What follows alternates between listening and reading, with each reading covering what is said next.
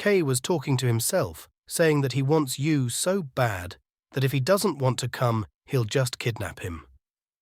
That how desperate he is to make Yu his student. The coaches were waiting for Ryu to come into the gym because it's been a while. The door opened expecting it to be Ryu. But the one who came in was Yu. This made Kay very happy, saying that he would become a professional boxer.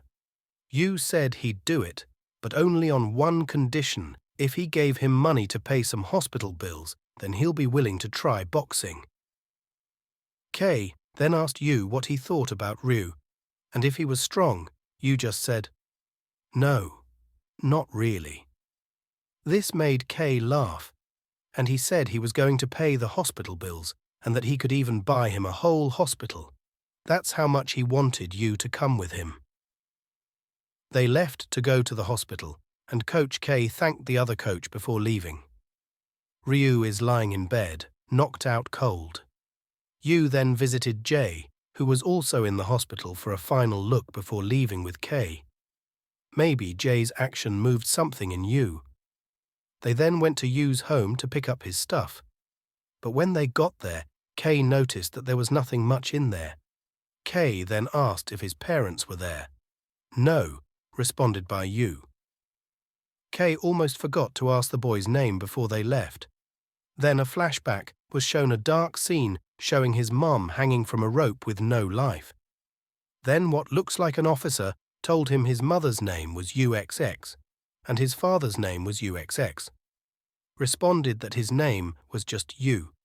Kay then said that he will have a new life from now on, and he will show him a whole new world. Life decides the path that a person walks on. After the preparation was finished, they were ready. Kay asked Yu if he was ready to leave. Yu, holding his cat and just a small bag, said yes, he was ready. Kay didn't like the way Yu's hair was down and said it wasn't right, so he put on some gel and fixed it for him. Their flight had just landed and they were being awaited by Kay's assistants. One of Kay's assistants, looking at Yu, seemed interested in him and introduced herself before taking a car showing Yu his new place to stay. Yu didn't bring much, so after leaving his bag in the house, they went straight to the boxing gym, the Lions Boxing Club. People at the gym were all looking at Yu. They were all curious about what kind of guy the Master Kay had brought. Kay introduced the top trainers at the gym and told Yu to greet them. But Yu's distracted by the posters on the wall, curious about them. Kay noticed. Kay then said that he raised those to world champions, and that they were all fun to train, worthy enough to be recorded in the history of boxing. One of them was Aaron Tide, the current heavyweight world champion and Kay's best masterpiece up till now.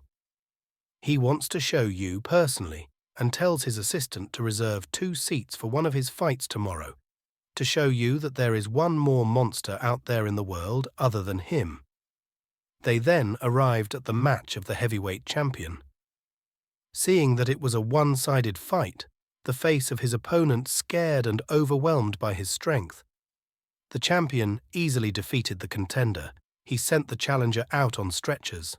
Such amazing destructive power, as always Kay said about his past student. The crowd shouted and cheered loudly, and Kay said that he was predicting that in the future the crowd would be going wild for Yu, and all the wealth and honor that no ordinary person can't even imagine having would be his. "I will make you the king of this world," said Kay. A few days passed, and a boxer of Kay at the gym wanted to take on Kay's apprentice Yu and said that he would prove himself to him and win. Kay then said, "If you win, huh? Just once. If you can hit him just once, I'll make you a world champion." The challenger is angered because of the conditions, saying he won the recent competition and most professionals at the gym don't stand a chance against him. Kay then brutally said that out in the world, his level of talent isn't anything special at all. The challenger is still desperate for Kay's approval and accepts the challenge of hitting him just once, that he'll crush Yu and prove Kay wrong. The match is about to start, and the challenger is now warming up and focusing. When he saw the coach teaching Yu how to wrap his hands, this made him angry, because such a basic thing he doesn't even know how to do. The crowd is now analyzing Yu, saying that he's not in shape at all. Everything was all ready. Kay then asked Yu if he was nervous. "Not really," said Yu. The coach then gave Yu an order that from now on, until he quit boxing, he shouldn't get hit even once, a very challenging order. But Yu just responded by saying, "Guess he'll try." That was his only advice for Yu, nothing else. Then he left the ring. For the match was about to start. "It makes me want to release him to the battlegrounds right this moment," said Kay, eager to see Yu in action. The match starts, and Yu isn't even putting up his guard. He's just dodging with minimum motion. They question if he sees the punches in slow motion or something. That's how fast Yu looks to them. The crowd and the opponent can't believe what they are seeing. The challenger can't even scratch him, let alone hit him. Yu with a blank expression on his face. The opponent felt like he was facing a wall. A huge wall that he couldn't even imagine to see, let alone to surpass. The challenger is still not giving up and trying to mix in feints to try to make Yu confused and maybe get a hit on him. His efforts are in vain because no matter what he does, he can't seem to land a hit. It made him wonder. Staring at the world champion poster was all his training and all his work. What was it all for? "Does it feel unfair?" said Bai Kay. The challenger's boxing is indeed very excellent, but none of it is astounding. It's hard to accept, but mediocre strength cannot do anything against astounding talent like Yu. Round 1 is now over, and Kay thought to himself that it is time to wrap things up and finish this.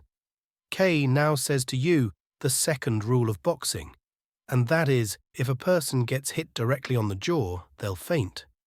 In basic terms, boxing is just dodging well and hitting well. Easy, right? Said Bai Kay. The next round starts, and the opponent finally admits that Yu's reaction speed is incredible. It feels like he is facing a ghost. But that there is something that can't be obtained with sheer talent alone. Stamina. The stamina that can only be obtained through countless efforts.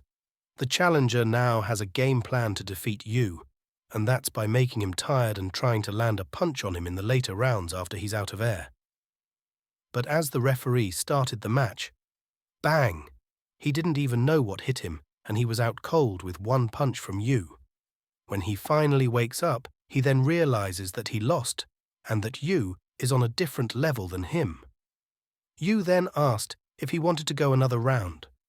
The opponent declined, saying that it would only make him look more pathetic, and told Yu to screw off.